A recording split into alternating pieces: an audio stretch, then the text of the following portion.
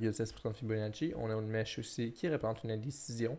Donc, on va sur le weekly time frame, on se rend compte qu'on est sur une petite zone de support, donc on regarde toujours pour un buy. Ensuite, on va aller sur le daily time frame et on peut voir qu'on est sur une zone de support ici.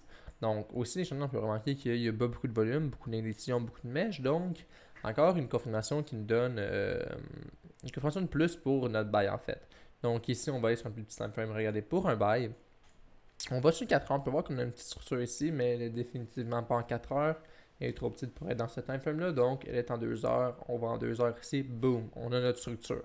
Donc sur ce time frame là ici, on va attendre une chandelle qui ferme au-dessus de cette structure là. On prendra notre trade sur le retest, stop loss en bas et on s'appelle notre take profit où est-ce qu'il est. Il va être sur le monthly. Étant donné que sur le monthly, on n'a rien vraiment pour établir notre take profit à part cette zone ici. On va se prendre le weekly et notre take profit va être sur le 1,7832. Donc ici, on va identifier la zone sur le weekly pour qu'on puisse l'avoir en 1 heure, en fait en 2 heures. On va regarder pour notre trade, donc ça va ressembler à quelque chose comme ça ici. Donc entrée-là, stop loss va être en bas ici, et notre entrée va être complètement en haut sur la zone en weekly pour un risk reward de 15. Donc c'est mon day trade sur Euro NZD.